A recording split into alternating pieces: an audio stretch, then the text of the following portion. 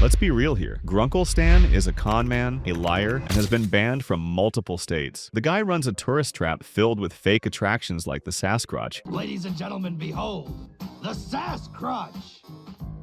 And charges tourists $200 for snow globes. But still, beneath all that gruff exterior and questionable business practices, Stan has his moments of genuine care for Dipper and Mabel. And these are the times when Stan was actually a decent grunkle. The series finale gives us the ultimate Stan moment, but let's set the stage. Bill Cipher has literally taken over Gravity Falls, turned it into a nightmare realm, and the only way to stop him is to trap him in Stan's mind. Yeah, no pressure or anything. The plan? Erase Stan's entire memory to destroy Bill. Everything he is, everything he's experienced, every memory of the twins, gone. And here's the kicker. Stan knows this going in. Now, normally Stan would find some clever workaround, some con to get out of it. Sorry kids, your grunkle's gotta think about number one. That's usually his move, right? But not this time. He doesn't hesitate. He tricks Bill, sacrifices his entire identity, and saves not just the twins, but the entire world. When Stan wakes up with no memory, not knowing who Mabel and Dipper are, it's absolutely heartbreaking. Hey there, kiddo.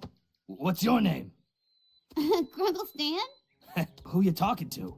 But the twins don't give up on him. They show him his memories, the summer they shared, and slowly, piece by piece, he remembers. Alright, God, quit it, Waddles. I'm trying to remember my life story. What did you say? I said get Waddles off of me. Stan gave up everything for them, and they brought him back. If willingly erasing your own memory to save your family doesn't qualify you for Grunkle of the Year, I don't know what does. But that ending, when he finally remembers them, chef's kiss. But wait, Stan's heroics weren't just saved for the finale. Let's rewind to when he literally fist-fought zombies to protect the twins. The episode starts with Dipper frustrated because nobody believes his stories about the supernatural stuff in Gravity Falls. So what does our boy genius do? He raises an army of zombies by reading from a cursed tome. Diablo Dominus, Mondo Vicia! You know, normal Tuesday stuff. And these aren't your slow, shambling zombies either. These are aggressive, rip-your-face-off type zombies, and they're swarming the Mystery Shack during karaoke night. Stan's packed the place with tourists, and now everyone's in danger. At first, Stan's main concern is his paying customers. Classic Stan trying to keep the con going even when the undead are literally breaking down the door. But the moment he realizes Dipper and Mabel are in real danger, Stan transforms into full protective mode. He grabs a baseball bat and starts absolutely demolishing zombies left and right. He's punching, kicking, and batting his way through the horde like an absolute champion. Stan went full John Wick on those zombies. Pretty sure one of them is still running away to this day. Speaking of Stan going to extreme lengths, remember when he literally traveled through dimensions to save the kids? This episode is wild from start to finish. Government agents raid the Mystery Shack. Stan's been lying about everything, and there's a massive portal in the basement that could destroy the universe. No big deal. Dipper finds the journal's warning. When the countdown ends, the portal will activate and our universe will be destroyed. The government is trying to shut it down, and Dipper has to make an impossible choice: trust Stan or save the world. Dipper chooses to shut it down, reaching for the button that would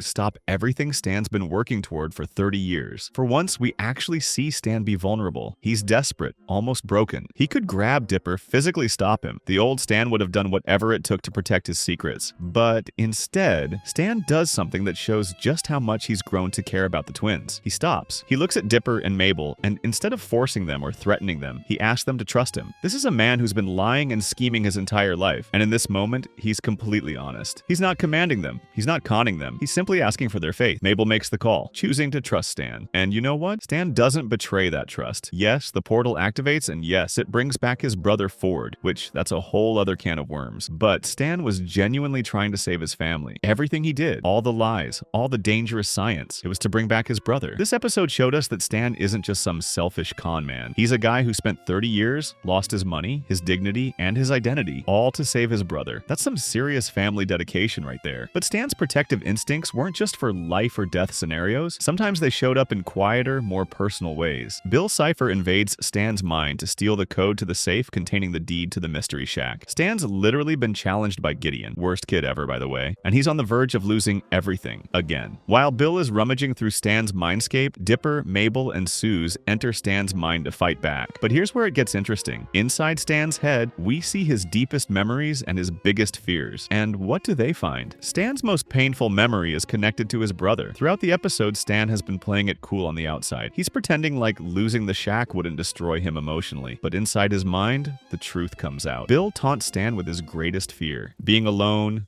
unloved, and a failure. And for a moment, it looks like Bill might win. But then the twins step in, reminding him he's not alone. Stan's inner strength comes from the twins. Together, Dipper, Mabel, and Suze fight back against Bill in Stan's mind. They work together to defeat Bill and protect the code to the safe, not just for Stan's business, but because losing the shack means losing his family. After they escape Stan's mind, there's this subtle moment where Stan shows gratitude to the kids. You can see it means everything to him. They didn't just save his business, they reminded him that he's not alone anymore. Seeing inside Stan's head was like opening a treasure chest of trauma, but it also showed us that underneath all that bravado, Stan genuinely cares about his family more than anything. And speaking of Stan caring more than he lets on, let's talk about the time he went toe-to-toe with a literal demon possession. Mabel's putting on a sock puppet musical to impress a boy, as one does, and Dipper's obsessed with cracking the laptop password to uncover more secrets about Gravity Falls. Bill Cipher shows up and makes Dipper a deal. Bill will give him the password if Dipper gives Bill a puppet. Dipper thinks Bill means a sock puppet. Bill means Dipper's body. Classic miscommunication. Bill possesses Dipper and starts wreaking havoc, trying to destroy the journal. Meanwhile, Mabel's focused on her show and doesn't realize her brother is literally being controlled by a demon. When she finally figures it out, Bill in Dipper's body threatens to throw himself off a catwalk and kill Dipper unless Mabel gives him the journal. Stan's been pretty hands-off this episode, letting Mabel do her thing with the puppet show. He's in the audience, not realizing the actual danger unfolding backstage. But here's where Stan's influence shows through. While he's not directly fighting Bill in this episode, the lessons Stan's taught the twins about being tough and standing their ground come through. Mabel refuses to give Bill the journal and instead outsmarts him, saving Dipper's life. Okay, so Stan wasn't directly in this fight, but his influence on Mabel, teaching her to be tough and stand her ground, literally saved Dipper's life. That's long-term good grunkling right there. But Stan's biggest moments weren't always about fighting or teaching lessons. Sometimes they were about the choices he made long before the twins ever arrived in Gravity Falls. This is the backstory episode where we learn why Stan took in Dipper and Mabel for the summer. And spoiler alert, it wasn't just because he needed cheap labor for the Mystery Shack. Stan's entire adult life has been defined by one mistake: accidentally destroying Ford's science project and ruining his brother's future. He spent decades as a drifter, a con man, and a failure. By the time he gets Ford's postcard asking for help, Stan's at his lowest point, living in his car, wanted in multiple states, with basically nothing to his name. The old Stan would have seen the Mystery Shack as a business opportunity, nothing more. Make some money, keep his head down, move on when things got hot. And for years, that's exactly what he did. But when the twins show up for the summer, something changes in Stan. He sees Mabel's optimism, Dipper's curiosity, and their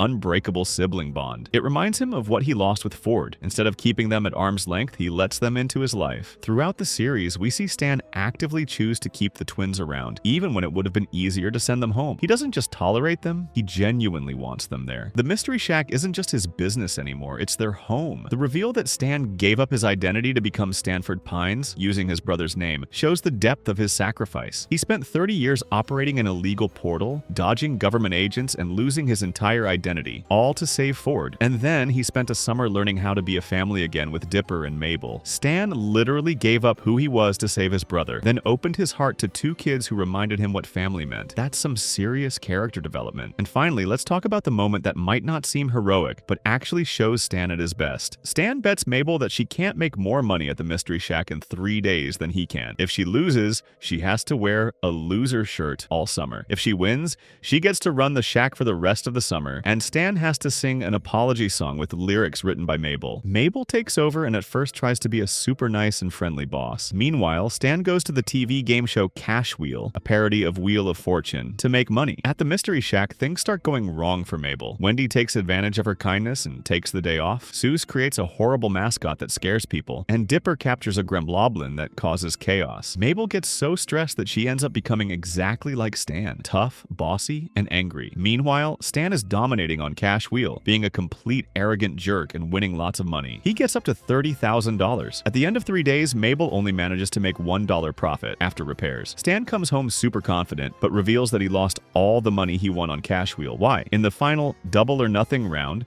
the winning word was please. What is a 6-letter word you use to ask for something politely? Do I look like an idiot, folks?